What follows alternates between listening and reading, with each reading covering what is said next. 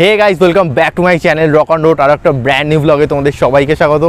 Title আর thumbnail দেখে বুঝতে পেরে গেছো খুবই একটা দারুণ ইন্টারেস্টিং ব্লগ হতে চলেছে। ওনারশিপ রিভিউ তোমাদের সাথে আমি শেয়ার করব। হিরো গ্ল্যামার এক্সটেকের 5 ইয়ার্সের এক্সপিরিয়েন্স শেয়ার করব, ওনারশিপ রিভিউ। আশা করি তোমাদের ভিডিওটা ভালো লাগবে। আর আজকের ভিডিওতে যে ওনার আছে তার সাথে তোমাদের পরিচয় করাবো। চলো পরিচয় করানো যাক। Welcome to our channel. আমাদের আজকের গেস্ট এই হচ্ছে আমার মামা সন্দীপ, তারই বাইক আছে হিরো গ্ল্যামার এক্সটেক। তো আজ পুরো ভিডিওটা তোমার সাথেই করবো। আর বাইকটা এত বছর চালিয়েছে, কি কি ভালো দিক আছে, কি কি খারাপ দিক আছে, অল ডিটেলস তুমি শেয়ার করবে বন্ধুদের কাছে। তো একদম বেশি দেরি করব না, ভিডিও স্টার্ট করা যাক। আশা করি তোমাদের ভিডিওটা আজকের ভালো লাগবে। ভিডিওটা ভালো হলে করতে হবে একটা লাইক, আর চ্যানেল নতুন হলে অবশ্যই করতে হবে সাবস্ক্রাইব। চলো আর দেরি করবো না, ভিডিও স্টার্ট করা যাক। লেটস গো।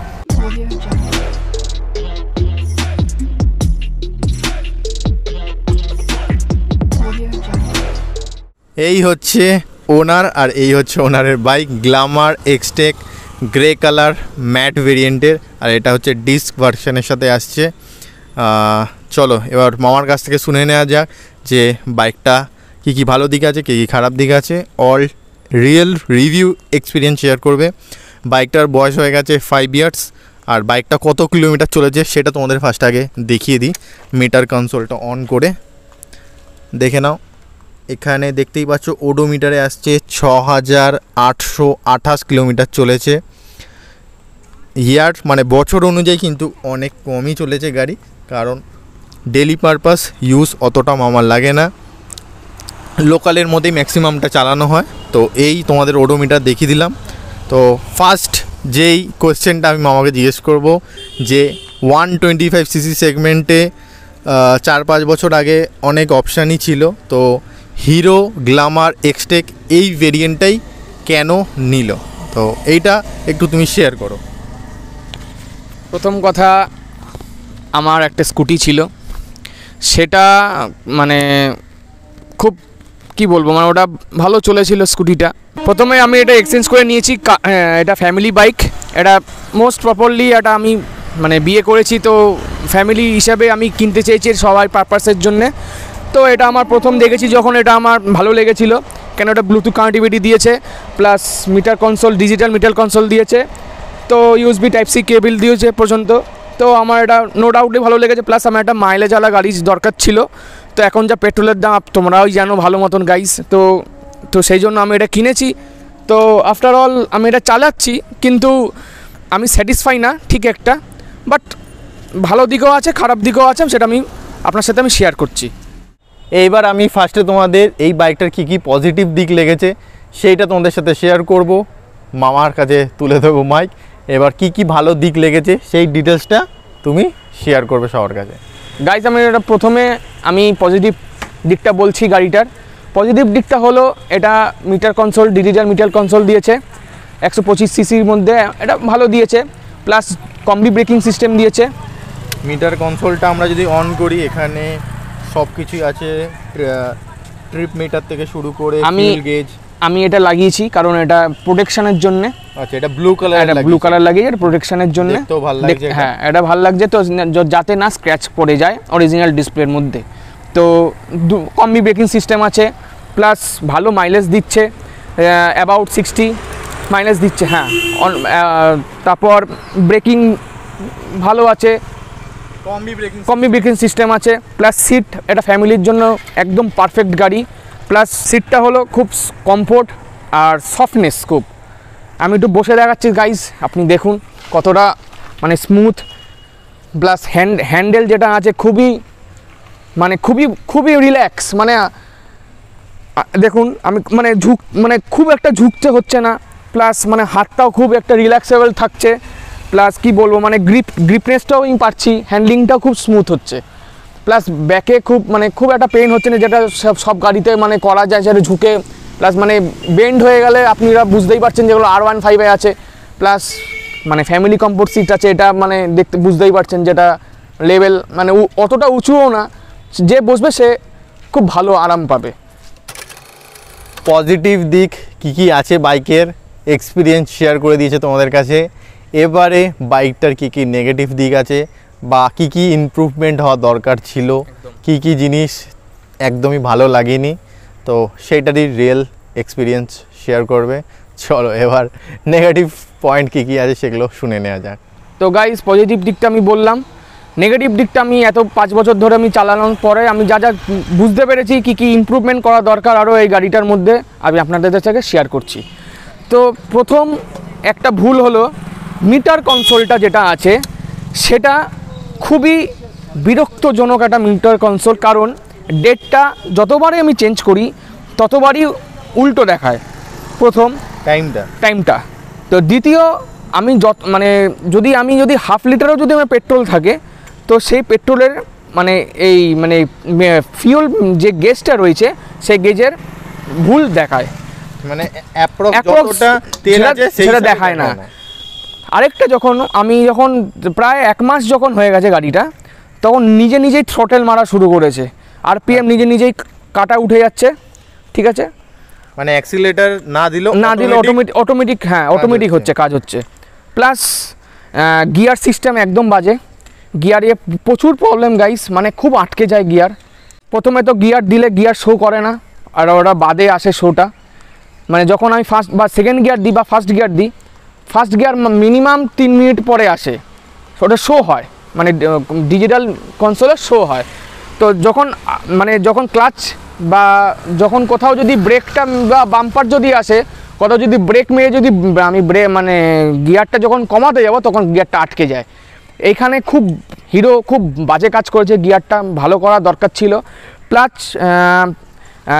মিটারে সেটা তো আপনাকে জানিয়ে দিলাম, ইঞ্জিনটা একটু রিফাইন হওয়ার দরকার ছিল, আরও ভালো স্মুথ হওয়ার দরকার ছিল। এমনি আওয়াজ নেই, প্লাস কিন্তু আরটু রিফাইন হওয়ার দরকার ছিল, যেটা অন্য বাইকে সেগুলো আছে।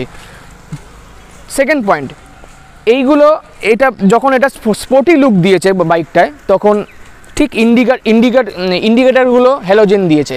এগুলো যদি এলইডি দিত খুব বাইকটা মানানসই থাকতো। 4টে এলইডি, যদি এলইডি হ্যালোজেন যদি এলইডি থাকতো তাহলে খুব ভালো মানাতো। দ্বিতীয় কথা, ফোর্থ পয়েন্ট হলো এটা হেডলাইটের রিভিউ দিচ্ছি আমি।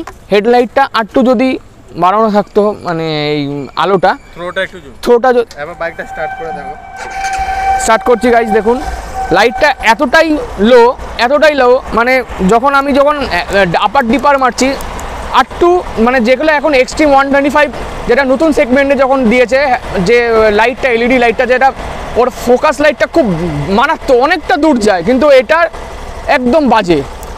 তো I am so much disappoint. এটা এর ব্যাটারি খুব বাজে। আমি 1 বছর মাথায় আমি গাড়ি দেখিনি আজ পর্যন্ত যে ব্যাটারি কনসোল খারাপ হয়ে যায়। তো এটা ব্যাটারি পুরোপুরি বসে গেছিলো, 1 বছর মধ্যে খারাপ হয়ে গেছে। তো গাইস আমি খুব অনেক কষ্টে কিক দিতে আমি এটাকে চালু করেছি। কিক আমার পা ব্যথা হয়ে গেছে গাইস, আমি কি বলবো, এত বাজে সিস্টেম। কিক একবারে স্টার্ট নেয় না, 3-4 বার 5 বার পর কিক স্টার্ট নিত। আরেকটা হলো এর i3s, এই i3s দেওয়া খুবই বেকারজনক জিনিস। এর সাথে SP125 বেরিয়েছিল, এই SP125 মধ্যে তখন ইঞ্জিন কিল সুইচ দিয়েছিল।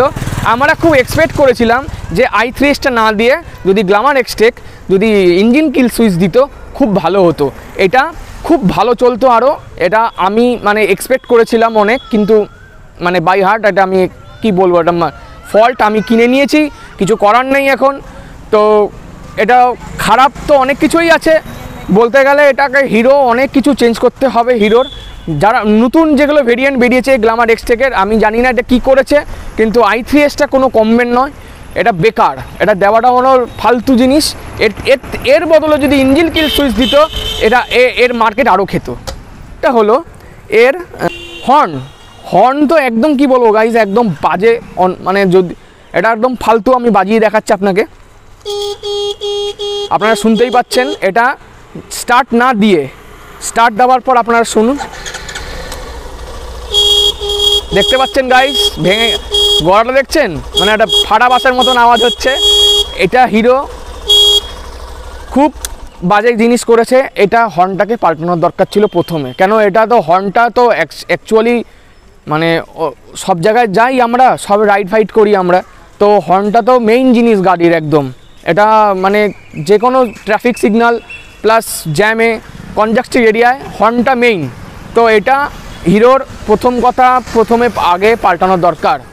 আচ্ছা, তুমি আমাকে একটা জিনিস বলো যে 2025 সালে দাঁড়িয়ে 125 সিসি সেগমেন্টে কেউ যদি কমিউটার সেগমেন্টে গাড়ি কিনতে চায়, হিরো গ্ল্যামার এক্সটেক বা 125 সিসি সেগমেন্টে গ্ল্যামার কনসিডার করা উচিত, নাকি অন্য কোম্পানি 125 সিসি বাইক কেনা উচিত, বা হিরোরই আদার্স এখন বাইক আছে আরও, সেটা কেনা উচিত? তো সেই সম্বন্ধে তুমি কি বলতে চাও, একটু যদি সাজেস্ট করো।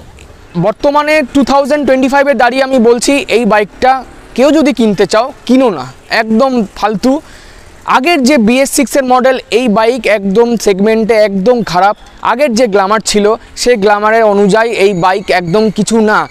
তো আপনাদের গাইজ যে রয়েছে সে হিরো এক্সট্রিম 125 ইউজ করে, সেও ম্যাক্সিমাম অনেক কিছু ফেস প্রবলেম করে। তো গিয়ারের দিক থেকে হিরো আমি একটুকুনি বলবো আপনারা প্লিজ গিয়ারের দিকটা আপনারা একটু প্লিজ আপনি চেঞ্জেস আনুন, কারণ ওইটা হলো মেইন পার্টস গাড়ির। যদি না গিয়ার চেঞ্জ হয় তো গাড়ির অনেক কিছু কিন্তু ড্যামেজ হতে পারে। তো প্রথম কথা আমি বলবো হিরো গ্ল্যামার এক্সটেক নিতে না গাইস আপনাদেরকে। তো আপনি যদি নিতে চান তো অন্য সেগমেন্টে গাড়ি নিন, কিন্তু হিরো গ্ল্যামার এক্সটেক নেবেন না আমার তরফ। আমি বললাম, এবার আপনাদের চয়েস, আপনারা কি করবেন সেটা আমি আপনাদের ওপরে ছেড়ে দিলাম। তো আরেকটা কথা বলছি, তো এটা আমার কথা। তো এটা আমি আপনাদের পজিটিভ দিক, আমি নেগেটিভ দিক সবই বলে দিয়েছি। তো আমার যেরকম পজিটিভ দিকটাও ভালো লেগেছে, যেরকম নেগেটিভ দিকটাও আমার খারাপ লেগেছে। তো আমি বলতে চাইছি, আবারও বলছি, এই গাড়িটা কেউ নিতে চাইলে কেউ নেবেন না। গ্ল্যামার এক্সটেকের 5 ইয়ার্স ওনারশিপ এক্সপিরিয়েন্সের পজিটিভ দিক, নেগেটিভ দিক, অল ডিটেলস আমি তোমাদের কাছে শেয়ার করে দিয়েছি মামার মাধ্যমে, যে বাইকটা চালিয়ে কী কী জিনিস ভালো লেগেছে, কী কী জিনিস খারাপ লেগেছে, অল ডিটেলস তোমাদের কাছে শেয়ার করে দিয়েছি। আশা করি তোমাদের ভিডিওটা ভালো লেগেছে। যদি ভালো লেগে থাকে তাহলে অবশ্যই ভিডিওতে একটা লাইক করে দিও, চ্যানেল নতুন হলে অবশ্যই সাবস্ক্রাইব করে বেল আইকনটা প্রেস করে দিও। Till then be safe, be happy, always. দেখা হচ্ছে নেক্সট ভিডিওতে আরও নতুন কিছুর সাথে। চলো, টাটা।